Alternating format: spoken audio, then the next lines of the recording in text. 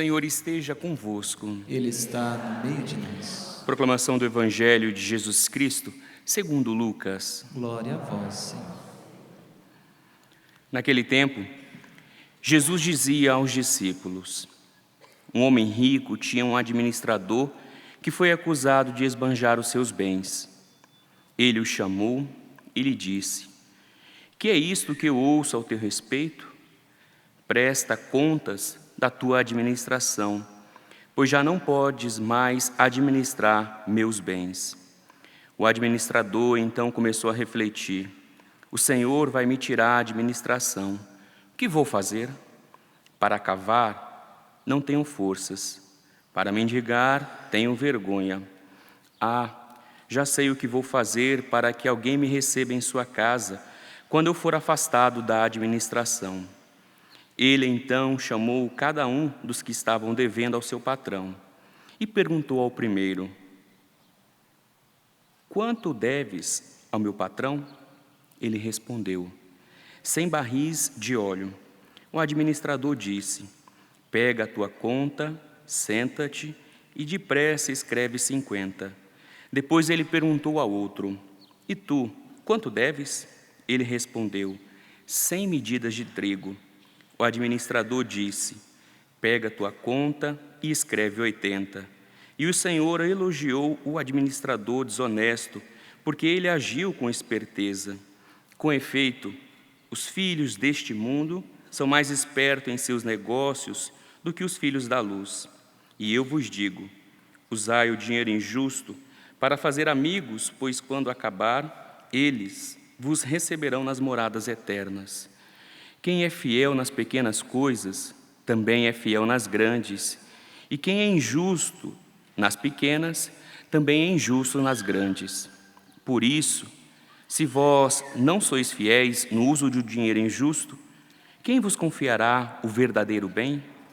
E se vós sois fiéis no que é dos outros, quem vos dará aquilo que é vosso? Ninguém pode servir a dois senhores, porque ou odiará um e amará o outro, ou se apegará a um e desprezará o outro. Vós não podeis servir a Deus e ao dinheiro. Palavra da salvação. Glória a vós, Senhor.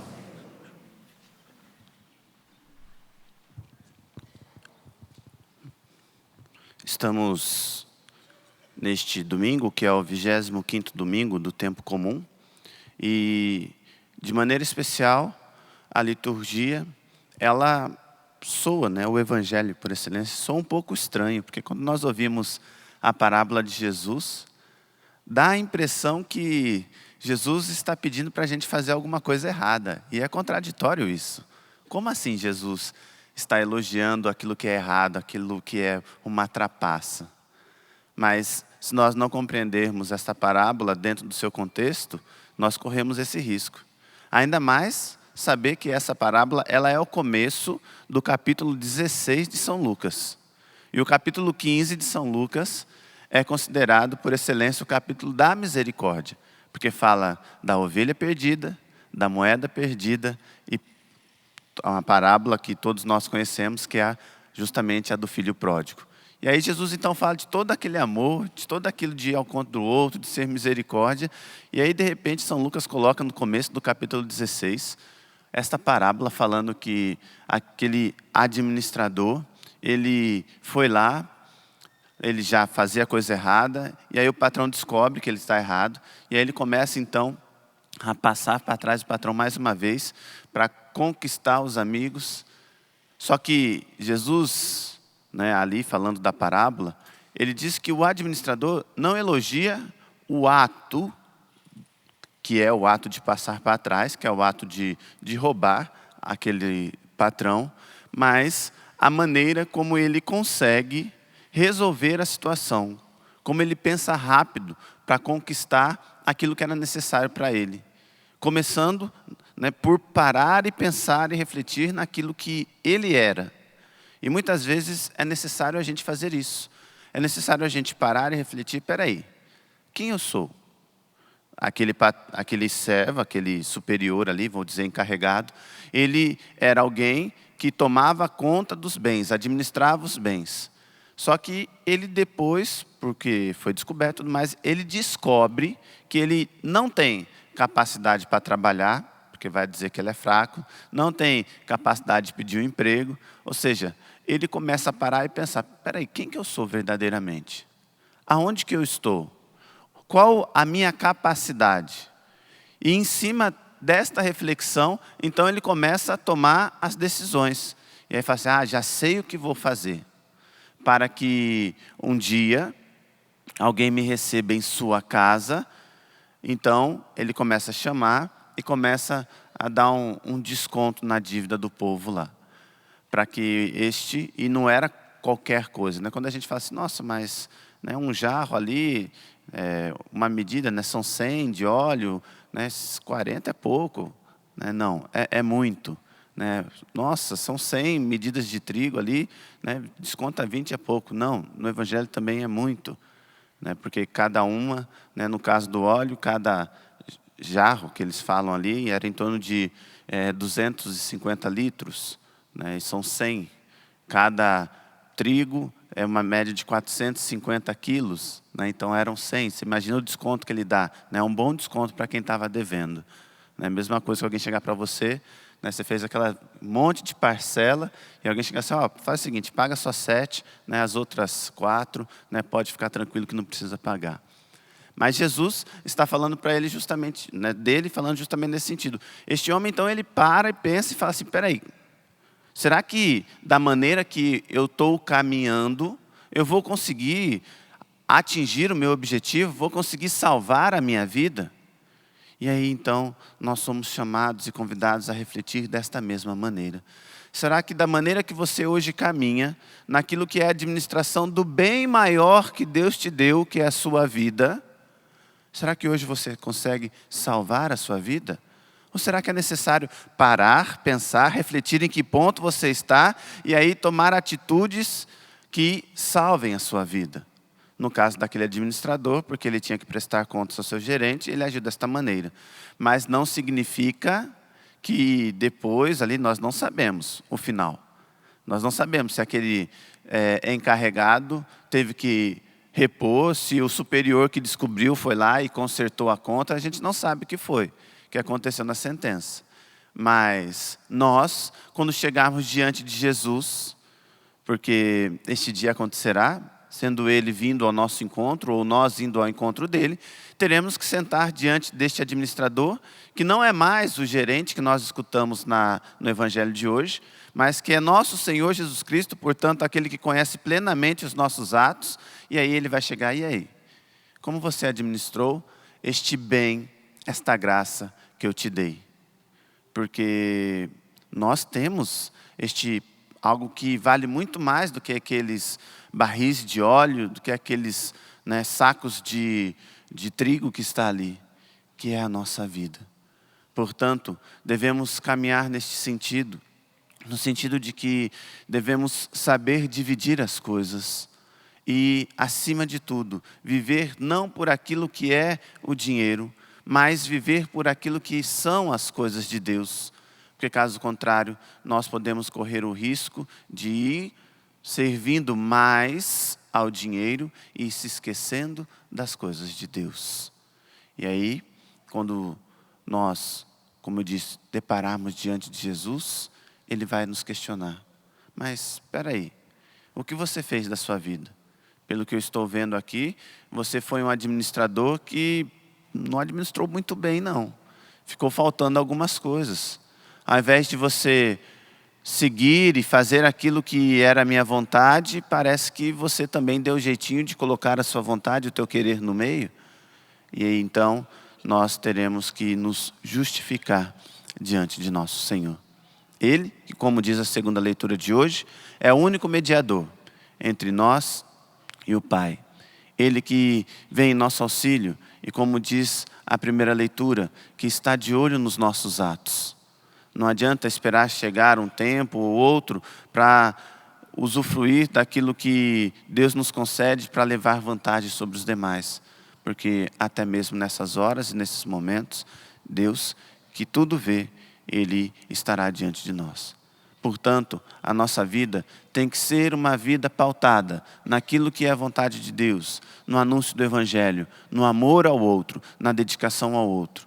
Porque se começarmos a parar e querer pensar e agir de acordo com aquilo que é o material, de acordo com aquilo que é o dinheiro, muito provavelmente nós vamos falhar na nossa vida.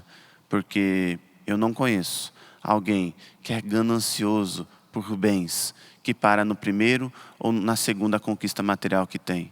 Mas ao contrário, vai querendo ter mais, mais e mais. E aqueles que só se colocam no caminho dele, ele vai derrubando, para que um dia ele alcance a meta dele. E aí depois alcança a meta, é outra meta, é outra meta. E a hora que vê, o bem maior, precioso que ele tinha, ele perdeu. Porque, na verdade, o que ele tinha de bom, de agradável, que eram as pessoas ao lado dele, que era a família dele, foi sendo tudo trocado. Que Deus nos conceda a graça de lutarmos contra as tentações. Não estou falando aqui que dinheiro é ruim, porque senão até mesmo aquele que não acompanha, mas nossa, a Canção Nova pede tanto dinheiro. É diferente. A nossa primeira missão é anunciar o Evangelho. A nossa primeira missão é levar Cristo a todos. E para isso temos que fazer uso do dinheiro. Assim também tem que ser na sua casa, na sua família. A sua primeira missão é anunciar o Evangelho. A sua primeira missão é falar de Deus, levar Deus às pessoas. E, necessário, utilizar o dinheiro para que a sua família, então, tenha a capacidade de viver tudo isso de uma forma boa. Vamos ficar em pé? Vamos rezar um pouco, pedir a graça do Espírito Santo, para que Deus nos conceda, acima de tudo, esta graça de parar e pensar. O que estou fazendo com o dom precioso da minha vida que Deus me concedeu para administrar? Será que estou sendo um administrador fiel? Ou será que hoje eu preciso parar e começar a ter a esperteza de ter atos que me tirem daquilo que é errado, para que nesses atos eu volte a conquistar o reino dos céus? E o bom é que Deus é simples. Basta um ato, o de se arrepender de coração. Portanto, Senhor, nós queremos pedir o Teu Espírito Santo, Senhor.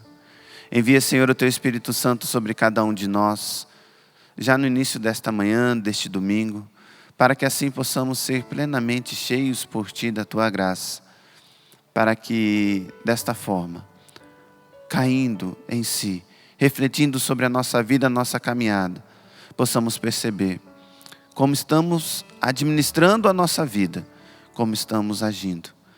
E ao agir desta forma, que nós possamos encontrar as respostas, para não conquistar qualquer casa para morar, como administrador desta parábola, mas ao contrário, que ao refletir sobre a nossa vida, possamos conquistar a casa do reino dos céus, a Tua morada, Senhor.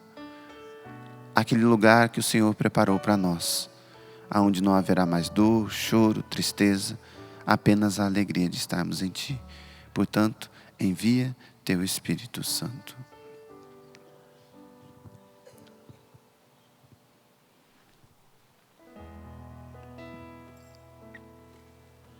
Assim como a coça suspira pelas águas, por Ti suspira minha alma. Espírito de Deus, levante seus braços lá em cima e cante. Oh, enche-me, Espírito, oh, enche-me, Espírito, oh, enche-me, Espírito de Deus. Oh, enche-me, Espírito, oh, enche-me, Espírito, oh, enche-me, Espírito de Deus. Só sua voz, oh, enche-me, força. Oh, para fazer a sua vontade, enche-nos, Espírito. Oh, enche-me de Deus, oh, enche-me, oh.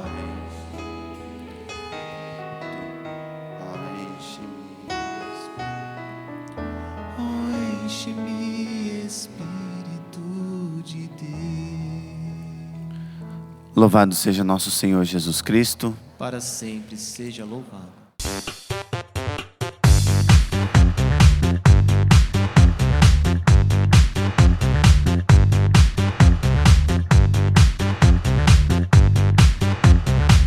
CançãoNovaPlay.com. Assine já!